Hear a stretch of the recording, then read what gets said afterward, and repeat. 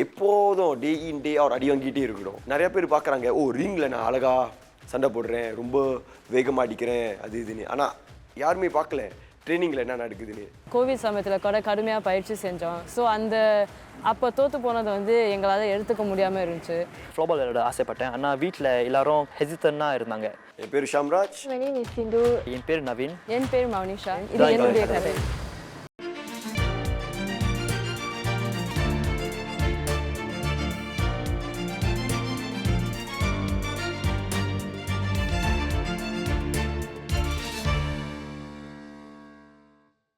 குழுவாக விளையாடும் காற்பந்து, ஒருவர் மட்டுமே ஈடுபடும் மார்ஷல் ஆர்ட்ஸ் எனும் தற்காப்பு கலை, பிரபலமாகி வரும் ஃப்ளோபால் எனும் தரைப்பந்து, இப்படி பலவிதமான விளையாட்டுகள். ஆனால் போட்டி என்பதை தாண்டி இவை அனைத்துக்கும் ஓர் ஒற்றுமை உள்ளது. விளையாட்டாளர்கள், பயிற்றுவிப்பாளர்கள், பார்வையாளர்கள் என பலரையும் ஒன்றிணைக்கும் ஒரு சக்தி. இது பல இன மக்கள் வாழும் சிங்கப்பூரை ஒரு வலுவான ஒன்றிணைந்த சமூகமாக வைத்திருக்கவும் கை கொடுக்கிறது. சிங்கப்பூரில் சிறுபான்மையினராக இருந்தாலும் விளையாட்டுத் துறையில் இந்தியர்களின் பங்களிப்பு குறிப்பிடத்தக்கது எனலாம். காற்பந்து, ஓட்டப்பந்தயம் இப்படிப்பட்ட விளையாட்டுகளில்தான் பல ஆண்டுகளாக இந்தியர்கள் முத்திரை பதித்துள்ளனர். ஆனால் அண்மை காலமாக முய் தாய், டேக்வாண்டோ, வலைப்பந்து, நீர்ப்பந்தாட்டம் போன்ற மாறுபட்ட விளையாட்டுகளிலும் கூடுதலான இந்தியர்கள் பங்கேற்கின்றனர், முன்னிலை வகிக்கின்றனர்.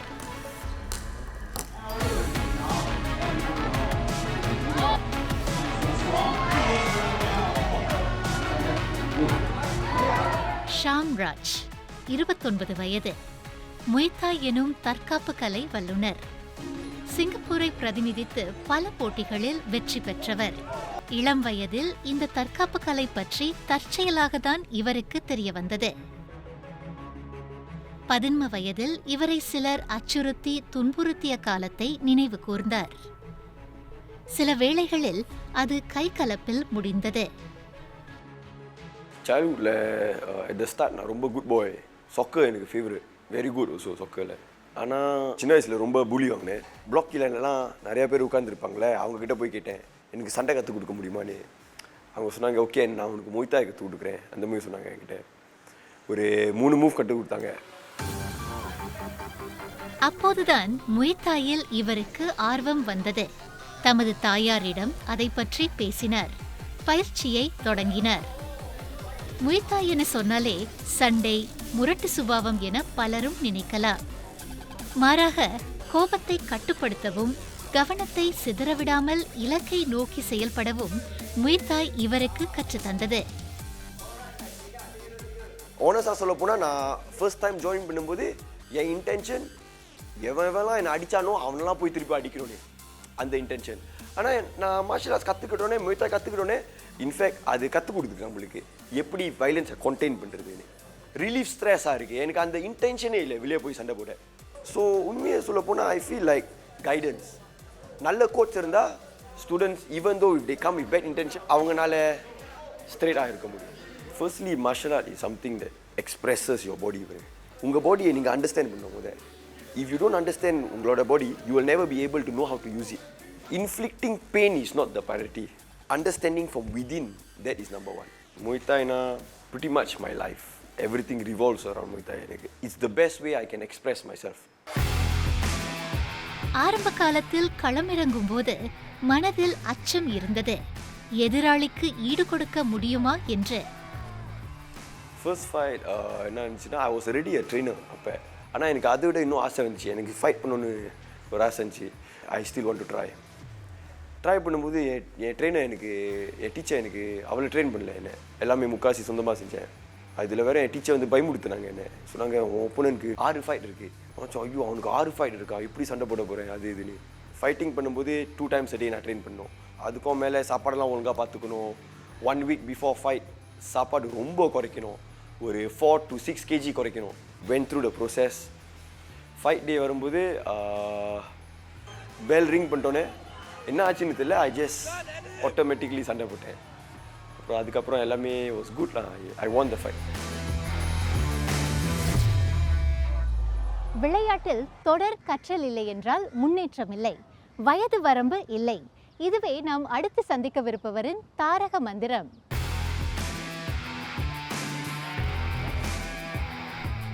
ஜெயராமன் டேக்வாண்டோ பயிற்றுவிப்பாளர். இவருக்கு 83 வயது. டேக்வாண்டோ என சொல்லும்போது அதில் மொத்தம் 10 தேர்ச்சி நிலைகள் உள்ளன. தேர்ச்சி நிலையை டான் என குறிப்பிடுவார்கள். சிங்கப்பூரில் டான் 9 நிலையை எட்டியவர்கள் 5 பேர் மட்டுமே. அவர்களில் ஒருவர் ஜெயராமன். 2022இல் அதை பெற்றார்.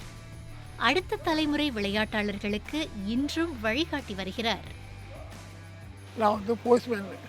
அப்போ நான் டெலிவரி லெட்டர் டெலிவரி பண்ணுவேன். அப்புறம் ஒரு வாத்தியார் புட்டோக்குள்ள அவ்வளோ வாத்தியார் அங்கே தான் டெலிவரி பண்ணாங்க. அவர் சொன்னார், நீ வா, நீ வந்து தேக்கொண்டு படி அப்படின்னு சொன்னார். அவர் தான் என்னை அழைச்சி கொண்டு போய் அங்கே சேர்த்து விட்டார். 1.5 வருஷத்தில் நான் தேக்கொண்டு எடுத்துட்டேன். எனக்கு 2-3 தடவை எனக்கு டபுள் ப்ரொமோஷன் கொடுத்தாங்க. நான் வந்து சொம்பாங்கில் இருந்தேன். அங்கே இருந்தால் படித்து கொடுத்தா இங்கெல்லாம் வந்தேன். அப்படியே சிங்கப்பூர் தேக்கொண்டோ ஃபெடரேஷன் ரெக்கமெண்ட் பண்ணுவாங்க. நாமளே போட முடியுது. Singapore taekwondo federation okay Jaya okay இந்த ட்ரிப்பில் ஜெயா போட்டோம். அதான் நான் போவேன். முன்னால் ஆலச்சியில் போவேன். அங்கே போய் எல்லாருக்கும் ஸ்பாரிங் பண்ணுவாங்க.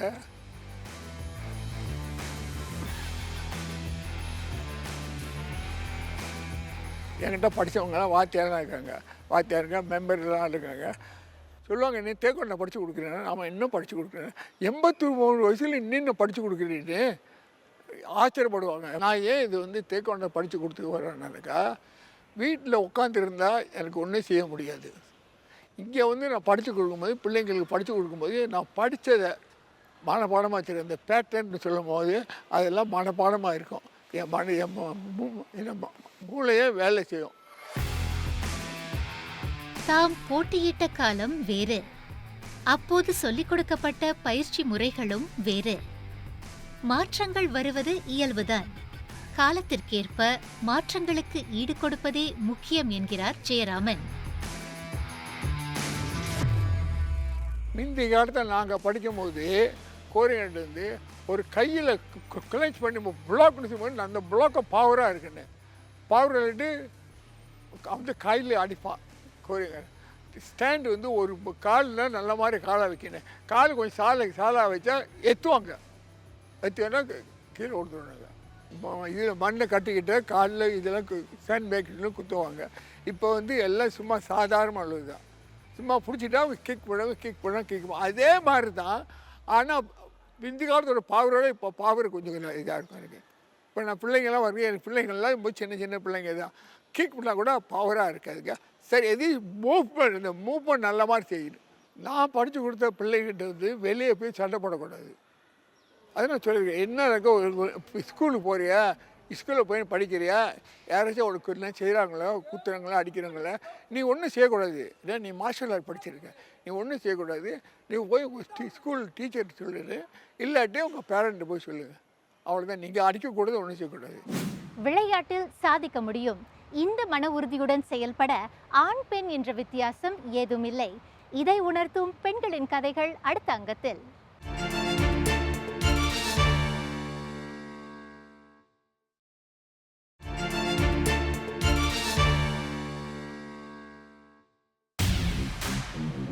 சாந்தி பரேரா சிங்கப்பூரின் தங்கப்பெண். 100 மீட்டர் 200 மீட்டர் ஓட்டப்பந்தயங்களில் புதிய சாதனை படைத்தவர். இவ்வாண்டின் ஒலிம்பிக் போட்டிகளுக்கு தகுதி பெற்றவர். இவரை பற்றி தெரியாதவர்கள் இல்லை எனலாம். டென்னிஸ், வலைப்பந்து, வாட்டர் போலோ, குத்துச்சண்டை இப்படி பல்வேறு விளையாட்டுகளில் நம் இந்திய பெண்கள் தடம் பதித்துள்ளனர். நம் நாட்டிற்கும் இந்திய சமூகத்திற்கும் பெருமை சேர்த்துள்ளனர். இன்னும் பல விளையாட்டு வீராங்கனைகள் உருவாக வித்திட்டுள்ளனர். வலைப்பந்து ஒரு குழுவில் 7 பேர் இருப்பார்கள். போட்டி எனும்போது 2 குழுக்கள் களம் இறங்குவர். கூடைப்பந்து, வாலிபால் போன்ற பந்து விளையாட்டுகள் போலவே இதற்கும் தனிப்பட்ட விதிமுறைகள் உள்ளன. சிங்கப்பூரில் பல இந்திய பெண்களை ஈர்த்து வரும் ஒரு விளையாட்டு. அவர்களில் ஒருவர் 28 வயது சிந்து. தேசிய வலைப்பந்து அணியில் இடம்பெற்றுள்ளார். பகலில் வழக்கறிஞராக இருக்கும் இவர் மாலையில் பயிற்சியில் தீவிரம் காட்டுகிறார். When I was in primary school, I was தொடக்க பள்ளியில் என் தோழிகளை விட உயரமாக இருந்தேன். அதனால் என் ஆசிரியர் என்னை வலைப்பந்து விளையாட ஊக்குவித்தார். அன்று முதல் வலைப்பந்து என் வாழ்க்கையில் ஒரு முக்கிய அங்கமாக மாறிவிட்டது. முதலில் நான் பந்தை கண்டு பயந்தேன். அந்த பயம் போவதற்கு 6 மாதங்கள் பிடித்தன. தொடக்கப்பள்ளி 3இல் இருக்கும்போது பள்ளியை பிரதிநிதித்தேன். உயர்நிலை பலதுறை தொழிற்கல்லூரியிலும் பள்ளிக்காக விளையாடினேன். நான் கல்லூரியில் படிக்கும்போது ஆண்டுதோறும் நடக்கும் NSL எனும் போட்டியில் பங்கு பெறுவேன். அதில் நன்றாக விளையாடி தேசிய அணியில் இடம் பிடித்தேன். தற்போது நான் ஒரு வழக்கறிஞராக பணிபுரிகிறேன். ஒரு வாரத்தில் எங்களுக்கு 6 பயிற்சி நாள்கள் உள்ளன. பயிற்சியையும் வேலையையும் சமாளிப்பது மிகவும் கடினம். ஆனால் என் பயிற்சியை பற்றி என் முதலாளிகளுக்கு தெரியும். அவர்கள் புரிந்து கொள்கிறார்கள், எனக்கு உறுதுணையாக இருக்கிறார்கள். and my employers are well aware of my commitments. பயிற்சிகள், போட்டிகள், வெற்றி, தோல்வி இப்படி மாறி மாறி வரும்போது உடல் சோர்வு மட்டுமல்ல, மனச்சோர்வும் ஏற்படலாம். அதை சமாளிக்கவும் தெரிந்திருக்க வேண்டும். Early last year, we had our first competition, which was in Australia. சென்ற ஆண்டு ஆஸ்திரேலியாவில் நடைபெற்ற ஒரு போட்டியில் எனக்கு ACL காயம், அதாவது முழங்காலில் காயம் ஏற்பட்டது. அது சரியாக 1 வருடம் எடுக்கும் என மருத்துவர்கள் கூறிவிட்டார்கள். இதனால் உலகக்கோப்பை போட்டிகளில் பங்கேற்கும் வாய்ப்பை நான் இழந்தேன். ஓராண்டு காலம் பயிற்சி செய்ய முடியவில்லை. என் வாழ்க்கை முறையும் மாறியது. நடமாட சிரமமாக இருந்தது. கொஞ்ச காலம் வேலைக்கும் போக முடியவில்லை. ஆனால் இந்த இக்கட்டான காலத்தை கடந்து வர என் குடும்பமும் நண்பர்களும் உறுதுணையாக இருந்தார்கள். மனம் தளராமல் அடுத்து என்ன செய்வது என்பதை யோசி என அவர்கள் அடிக்கடி கூறுவார்கள், தைரியமூட்டுவார்கள். அதனால்தான் நான் படிப்படியாக மீண்டும் பயிற்சியை தொடங்க முடிந்தது. And I'm slowly coming back now. Water polo இது நீரில் விளையாடும் காற்பந்தை போன்றது. இதற்கு மிக அவசியமான திறன் நீச்சல். சீனர்களே இதில் அதிகம் பங்கேற்பதை பார்க்கிறோம். இப்போது சிங்கப்பூரின் தேசிய அணியில் இந்திய பெண்மணி ஒருவர் இடம்பெற்றுள்ளார். மௌனிஷா தேவி, வயது 24. சிங்கப்பூருக்காக நீர்பந்தாட்டம் விளையாடுகிறார். 2023ஆம் ஆண்டு நடைபெற்ற தென்கிழக்காசிய விளையாட்டுகளில் பங்கேற்றவர். கோல் காப்பாளராக விளையாடினார். அந்த போட்டியில் சிங்கப்பூர் அணி வெள்ளிப் பதக்கத்தை வென்றது. ஒரு 4-5 வயசுலேருந்து நான் நீச்சல் கற்றுக்க ஆரம்பித்தேன். ஆனால் நான் ஒரு 10 வயசுலேயே அதை விட்டுட்டேன். எனக்கு அவ்வளோவா அதில் ஒரு ஆர்வம் இல்லாமல் இருந்துச்சு. நான் வந்து செகண்டரி ஸ்கூலில் வந்து பாஸ்கெட் பால் விளாண்டுட்டு இருந்தேன். அப்போ நான் தொடக்க கல்லூரிக்கு போயில வந்து அங்கே பாஸ்கெட் பால் இல்லை. அப்போ தான் என் தோழி சொன்னால் இது வந்து ரொம்ப சுவாரஸ்யமாக இருக்குது பார்க்குறதுக்கு, நம்ம போய் விளாண்டு பார்க்கலான்னு சொன்னால். அதனால் நாங்கள் போய் அங்கே நீர்பந்தாட்டத்தில் போய் சேர்ந்தோம். அதில் எனக்கு ரொம்ப பிடிச்சிருந்துது. அதுலேருந்து நான் விளாட்றதை இன்னொரு வரையும் நிறுத்தலை. அங்கே எனக்கு சொல்லிக் கொடுத்துருந்த கோச் வந்து நேஷ்னல் யூத் டீமில் வந்து ஒரு கோச்சாக இருந்தாங்க. அப்போ அங்கே ஒரு ட்ரையல்ஸ் நடந்துட்டு இருந்துச்சுன்னு சொன்னாங்க. ஸோ என்னையும் என்னுடைய சில நண்பர்களையும் போய் அதில் போய் விளாண்டு பார்க்க சொன்னாங்க. ஸோ அப்படி விளாட போயில மலேசியாவில் ஒரு காம்படிஷன் நடந்துட்டுருச்சு. அந்த சமயத்தில் அதுக்கு வந்து சில பேரை செலக்ட் பண்ணாங்க. அதை நானும் ஒருத்தியாக போனேன். அங்கே விளாண்டதுக்கப்புறம் மேபி நமக்கும் ஒரு சான்ஸ் இருக்குது, விளாண்டு பார்ப்போம் எவ்வளோ தூரம் போகிறோம் அப்படின்னு தோணுச்சு. இந்த யூனிவர்சிட்டியில் சேர்கிறதுக்கு முன்னாடி ஒரு கடினமாக நல்லா ஒரு 9 மாதம் இருக்கும். நானும் என் நண்பர்களும் கடினமாக பயிற்சி செஞ்சோம் தினமும். அதனால் எங்களால் SEA Games டீமுக்குள்ளே நுழைய முடிஞ்சிச்சு. அந்த வருஷம் சிங்கப்பூருக்காண்டி நாங்கள் விளாண்டு சில்வர் பதக்கம் ஜெயித்தோம். அப்போ தான் எனக்கு தோணுச்சு, எனக்கு ரொம்ப பெருமையாக இருந்துச்சு, ரொம்ப மகிழ்ச்சியாக இருந்துச்சு. அப்படி நான் வருவேன்னு நான் வந்து என்றைக்குமே நினச்சதில்லை. இந்த வழியில் நான் போவேன் நான் என்றைக்கும் நினச்சதில்லை. ஸோ அன்றைக்கி அந்த நொடியில் நம்மளுடைய நேஷ்னல் ஆந்தம் கேட்கும்போது எனக்கு மிகவும் பெருமையாக இருந்தது. முழு மனத்துடன் போராடினால் வெற்றி நிச்சயம் என்கிறார் இவர். சிங்கப்பூர் தேசிய பல்கலைக்கழகத்தில் இவர் மருத்துவம் பயில்கிறார். ஒரு பக்கம் பள்ளி படிப்பு, மறுபக்கம் உடலை வருத்தும் கடுமையான பயிற்சி. இரண்டையும் சமாளிக்க முடிகிறதா? நான் NUSல வந்து மருத்துவம் படிச்சுட்ருக்கேன். நான் ஒரு ஃபைனல் இயர் ஸ்டூடெண்ட். ஸோ நான் காலையிலேருந்து சாயந்தரம் வரையும் ஹாஸ்பிட்டலில் இருக்க வேண்டியதாக தான் இருக்கும். அதை தவிர்த்து நான் காலையில் வந்து 5 மணிக்கு எங்களுக்கு பயிற்சி இருக்கும். அப்புறம் திரும்ப ராத்திரி வந்து 7 மணிலேருந்து 10 மணி வரைக்கும் எங்களுக்கு இரவில் வந்து பயிற்சி இருக்கும். ஆனால் நாங்கள் நீச்சல் குளத்தில் பயிற்சி செஞ்சாலும் நாங்கள் ஜிம்மில் போயும் பயிற்சி செய்வோம். சில சமயம் நாங்கள் வந்து மற்ற விளையாட்டுகளையும் சேர்ந்து செய்வோம். ஏன்னா இது வந்து லைக் கிராஸ் ட்ரைனிங்னு சொல்லுவாங்க. ஸோ அப்போ மற்ற ஸ்கில்ஸ், ஹேண்ட் ஐ கோஆர்டினேஷன் அது மாதிரி நாங்கள் எங்களே கொஞ்சம் இம்ப்ரூவ் பண்ணுறதுக்கு இதெல்லாம் உதவும். ஒரு வாரத்தில் வந்து 6-7 தடவையாவது நாங்கள் நீச்சல் குளத்தில் பயிற்சி செய்வோம். அப்புறம் அதோட 3 தடவை வந்து நாங்கள் ஜிம்மில் பயிற்சி செய்வோம்.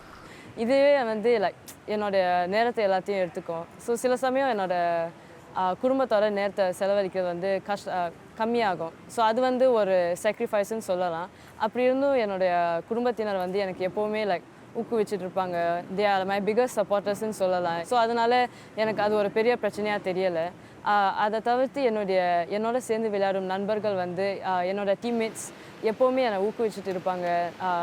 எனக்கு பரீட்சை இருக்கும்போது, இல்லை பள்ளிக்கூடம் வந்து ரொம்ப கடினமாக இருக்கும்போது, இல்லை பயிற்சி கடினமாக இருக்கும்போது நம்ம எல்லோரும் சேர்ந்து செய்கிறதுனால அது வந்து ஒரு பெரிய பிரச்சனையாக எங்களுக்கு தெரியாது. கடினமாக இருந்தாலும் எங்களுக்கு வந்து பயிற்சி செய்கிறது ரொம்ப பிடிச்சிருக்கு. ஃப்ளோபால் அதாவது தரைப்பந்து. இந்த விளையாட்டின் பெயரை எப்போதாவது கேட்டிருப்போம். அதில் நம்பிக்கை நட்சத்திரமாக வளர்ந்து வரும் ஒருவரை அடுத்து சந்திப்போம். தொடர்ந்து இணைந்திருங்கள்.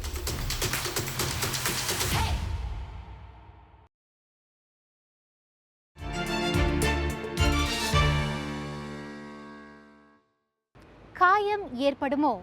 அதனால் பயிற்சி தடைப்படுமோ? போட்டியில் பங்கேற்கும் வாய்ப்பு பறிபோகுமோ? உடலில் நிரந்தர பிரச்சனை ஏற்பட்டால் என்ன செய்வது? இப்படி விளையாட்டாளர்களுக்கு பலவித அச்சம். நவீன் ராஜ்குமரன் 22 வயது. இவரது தரைப்பந்து பயணம் தொடக்க நிலை 1 தொடங்கியது. இவரின் அயராத உழைப்பே தேசிய தரைப்பந்து அணியில் இடம் பிடிக்க உதவியது. ஃப்ளோபால் வந்து நான் செகண்டரி ஸ்கூலில் பார்த்தேன் முதல்ல. Fast base spot. ஸோ இதை பார்த்தோன்னே எனக்கு மனசு கவுந்து விட்டது. பிகாஸ் எனக்கு ஓட ரொம்ப பிடிக்கும். இப்பொழுது நான் ஃப்ளோபால் வந்து 9 வருஷத்துக்கு விளையாடிருக்கிறேன். நான் சிங்கப்பூர் நேஷ்னல் டீமுக்கு விளையாடிருக்கிறேன். நான் இதுதான் என்னோடய முதல் டோர்னமெண்ட். ஸோ ஃப்ளோபால் வந்து ஒரு ஸ்டிக் அண்ட் பால் ஸ்பாட் கூப்பிடுவாங்க. ஒரு நேரத்தில் 6 பிளேயர்ஸ் அந்த கார்ட் இருக்கும். So 5 outfield and 1 goalkeeper. Floorball வந்து நான் இந்த கார்ட்டில் விளையாடுவோம். இது வுடன் கார்ட் இல்லைனா ரப்பர் கார்ட். மருத்துவ படிப்புக்கு இடையே பயிற்சியையும் சமாளிக்க வேண்டும். நான் NUSல மெடிசன் படிக்கிறேன். இப்போது நேஷ்னலுக்கு வந்து 3 தடவை ஒரு வாரத்தில் ட்ரெயின் பண்ணணும். இப்போ கிளப்க்கு வந்து நான் 2 தடவை ட்ரெயின் பண்ணணும். அண்ட் ஸ்கூலுக்கு NUSக்கு வந்து நான் 2 தடவை ட்ரெயின் பண்ணணும். ஸோ மெடிசனுக்கு வந்து நான் இப்பொழுதும் ராத்திரி தான் படிப்பேன். ஸோ ட்ரைனிங் முடிஞ்சோடனே வந்தோடனே படிச்சுட்டு அப்போ காலையில் 8 மணிக்கு கிளாஸ்க்கு போவேன். ட்ரைனிங் வந்து டெம்பனிஸில் இருக்கும். டெம்பனிஸ் டு கேம்பிரிட்ஜ் ரொம்ப நேரம் எடுக்கும். ஸோ 6 PM ஸ்கூல் லீவ் பண்ணால் நான் 12 AM ஸ்கூலுக்கு திரும்ப வருவேன். இந்த விளையாட்டில் அடிக்கடி காயங்கள் ஏற்படுவதும் இயல்புதான். அதிலிருந்து மீண்டு வருவதற்கு மனத்திடம் அவசியம். என்னோட நீ இன்ஜரி வந்து 2019 நடந்துச்சு. என்னோட மெனிஸ்கஸ் ஆச்சு. ஒரு நாள் வந்து கேம் முடிஞ்சோடனே நான் வீட்டுக்கு போனோடனே என் முட்டி கொஞ்சம் வீக்கமாக இருந்துச்சு. அடுத்த நாள் கேமில் திரும்ப ஆள் என்னை தள்ளுனாங்க. ஸோ அந்த சேம் முட்டியில் திரும்ப விழுந்தேன். அப்போ அந்த முட்டி நவரவே முடியல. ட்ரீட்மெண்ட் வந்து முதல்ல ஃபிசியோதெரப்பி கொடுத்தாங்க. பிகாஸ் சர்ஜரி நான் ரொம்ப யங் ஏஜ்க்கு வந்து கொடுக்க வேணாம் சொன்னாங்க. ஃபிசியோதெரப்பி 3 மாதம் செஞ்சேன்.